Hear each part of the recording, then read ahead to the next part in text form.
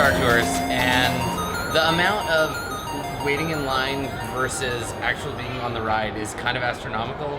Like you wait in, I would say it's like a 10 to 1, like an hour for a 6-minute thing, but it was cool because it was Star Wars.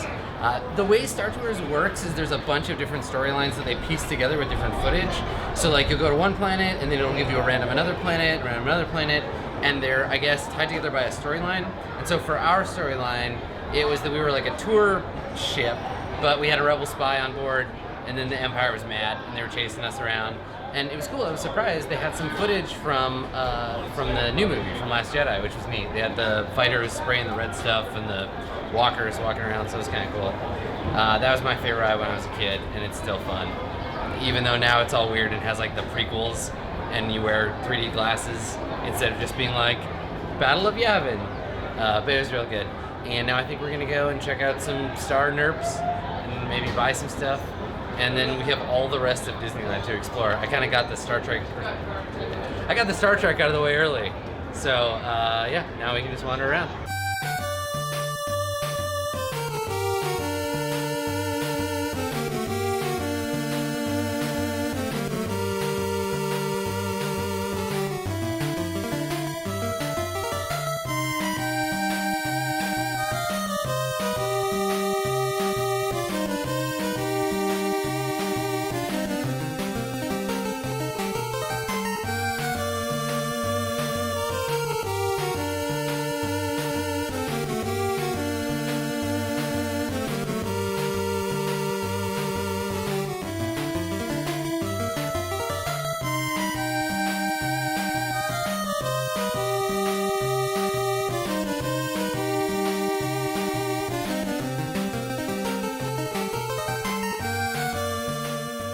Well, it's one of the coolest rides because it's spooky and goth, and it's basically one of the like sit down in this buggy and let me tell you a story about spooky haunted house stuff. But I just remember when I was a kid, there's this one room that you enter into and the paintings change, and it just flipped me out. It was so good. And it's set up for Nightmare Before Christmas now, which I don't... No, I've done Nightmare Before Christmas. I remember doing it. And they just like revamp everything to be like Jack and Sally and that little ghost doggo. It's in my favorite part of the park, which is the French Quarter, Pirates of the Caribbean kind of area. New Orleans Square. Yes, that's what it's called. Cool. And yeah, Nice. we're gonna do it. Yeah. We're gonna go on the ride. Sounds good to me.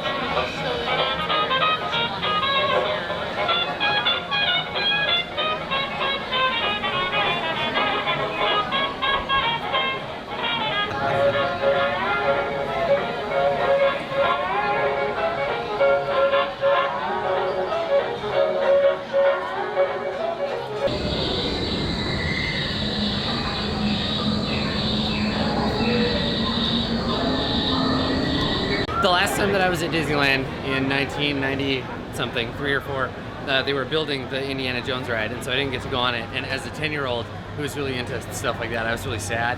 So today I fulfilled a dream of getting to go on the Indiana Jones ride. It's pretty good. We were gonna go on the Haunted Mansion, but the Haunted Mansion it got haunted to death. So we waited in line, and then they were like, no, it's dead. So we're gonna go back tonight. And we went on this guy instead. There's this incredibly long outdoor lineup, which is like really dull. But once you get inside, Bluejay and I spent the whole time talking about dungeon shit. We were like, yeah, I figured it'd be like a athletics check, DC 10 to climb up this wall. Oh, how much room are these corridors? Oh, just attacks of opportunity. It's pretty dumb. It was really dumb. But the actual ride was pretty fun. It's underground. I honestly, I'm not a dwarf, so we could have been a mile underground for all I know. But it's all underground, and you like ride around in this Jeep, and they have some Indiana Jones stuff that plays, and it felt like it's the most like a carnival ride that I think we've been on so far. Lots of jostling around and live visual effects. There's some ghosts and stuff. It's pretty good. Yeah, so I really like that one. And now we're gonna go wander around and see if there's any more rides we can wait in line for. Jingle bells, jingle bells, jingle all the way. Oh, what fun it is to ride in a one-horse open sleigh. Good Yule. Buon Natale. Joyeux Noël. Mele Macha. Mele Pascal. Merry Christmas.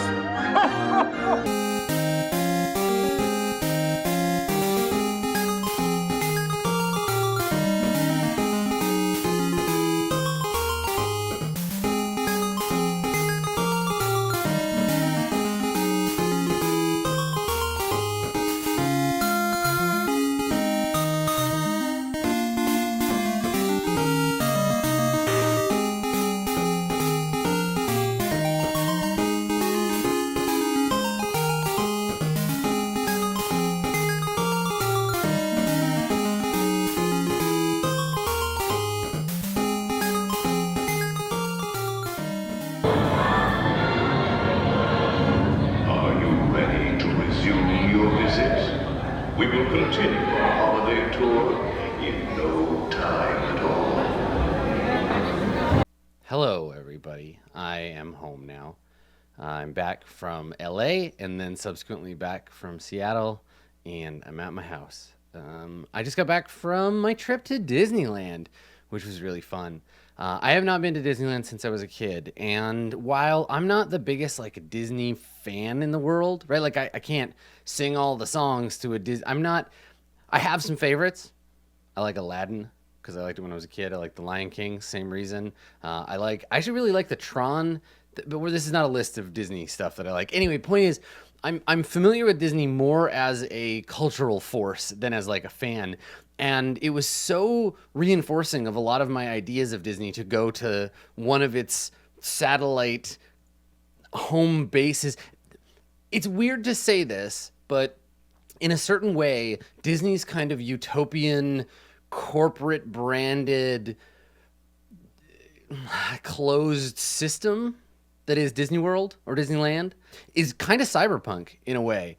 There's a reason that when we were doing the sprawl, we made Disney Bezos one of the big corporations, because it does this thing where it's very aware of what it is and is very good at reinforcing that. It's fascinating. And when you go to one of these live experiences, the Imagineers, the people who build the space and build the experience, they know exactly how to get you from point A to point B. There is always exactly the thing that you need when you need it. When you are hungry, there is always a food. When you are thirsty, there is a beverage available to buy. When you wait in line for an hour and a half for a ride, you never feel like that time is wasted or passing in a weird way. Like they control every aspect of the experience, ostensibly to create like joy.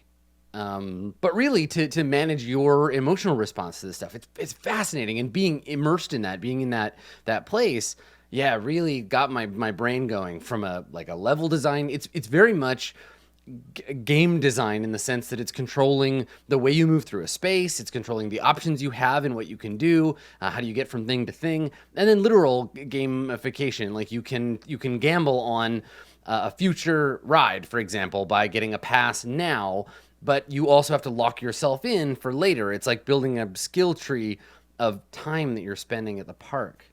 It was super cool. I had a really good time. I hope you've enjoyed watching some of the footage that I took from the visit. Bluejay and I had a really good time exploring and looking at stuff and checking out all the cool nerps. So thanks for coming along. I hope you enjoyed the vlog, and we will see you next time.